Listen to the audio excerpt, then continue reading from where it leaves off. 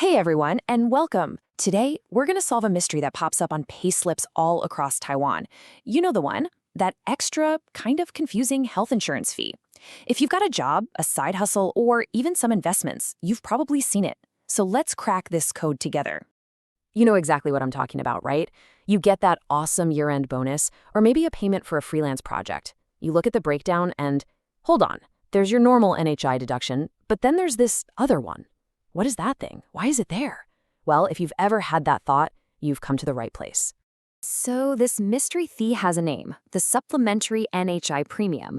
And here's the simplest way to think about it. The salary from your main gig, that already contributes to Taiwan's fantastic national health insurance.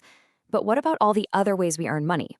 Well, this premium is designed to make sure that all that extra income helps pitch in too. It's all about keeping the funding for our healthcare system fair for everyone.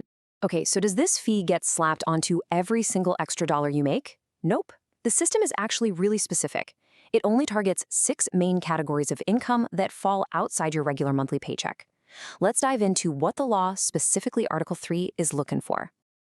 So on the left, you see the official legal terms, which can look a little intimidating, but what we really care about is the plain English on the right. We're talking about big bonuses, the salary you get from a part-time or second job, and any fees you earn as a freelancer. And then there are the 3 big ones for investors and landlords: stock dividends, interest from your savings, and rental income. All right, so just because you earn one of those 6 types of income, does that mean you automatically have to pay up? Not so fast. There's a key number you absolutely need to know. Think of it as the trigger that sets this whole thing in motion. And here it is, 20,000 new Taiwan dollars. This is the magic number. According to Article 4, this is the threshold for most of those single payments. If a payment comes in under this amount, you're in the clear. But if it hits 20,000 or goes over, that's when the system kicks in. Let's make this super simple. Say you're a writer and you get paid for an article. The company is about to send you a single payment.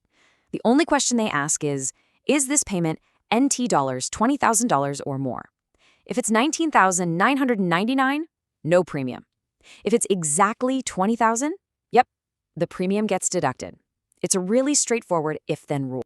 But hold on, because there's some really good news here. The rules aren't just a black and white trap. The law is actually pretty smart and includes several ways you might be exempt. So even if your payment is over that NT dollars 20,000 line, you might not have to pay after all. Let's see if you qualify. Yeah, that's right.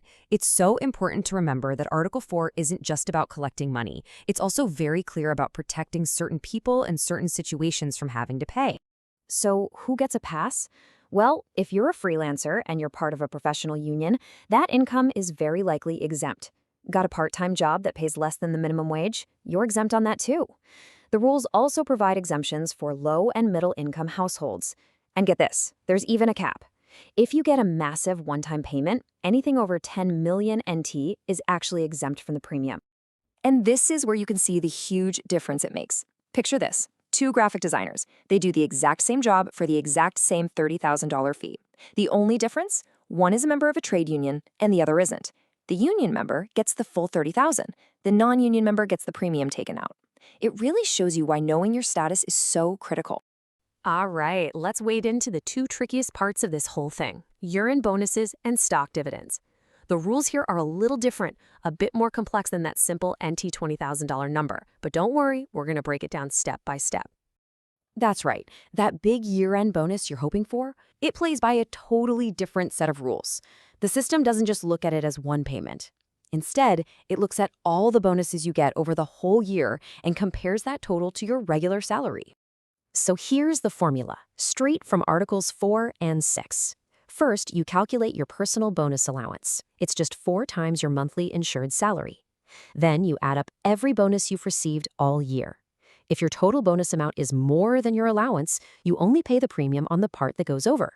For example, say your insured salary is $50,000 a month. Your allowance is $200,000. If you get a $250,000 bonus, the premium is only charged on that extra $50,000. So what about stocks? For dividends, the responsibility falls on the company that's paying you out. They have to deduct the premium. Now, if you get a mix of stock and cash, they'll just take the premium from the cash part. And what if there's not enough cash to cover it? No problem. Article 7 says the company just lets the NHI know, and you'll get a bill for it in the mail the following year. Easy enough. Okay, we've covered the what, the why, and the how. Now for the practical stuff, the paperwork. What happens if someone makes a mistake? And how do you even prove that you've paid? You've got clear rights here, all laid out in Article 9. You can always ask the person or company who paid you for a certificate that shows the deduction. And if you can't get it from them, you can go straight to the NHI after April 1st of next year. And listen, if you realize you were overcharged, you can apply to get that money back. On the flip side, if you were undercharged, you might be asked to pay the difference. It's a system designed to be fair both ways. Whew, okay, that was a lot of detail, I know. We went through income types, special rules, paperwork, so let's just boil it all down to the three most important things you need to walk away with. If you remember anything from this, make it these three things. Number 1, the magic number is NT $20,000 for most single payments.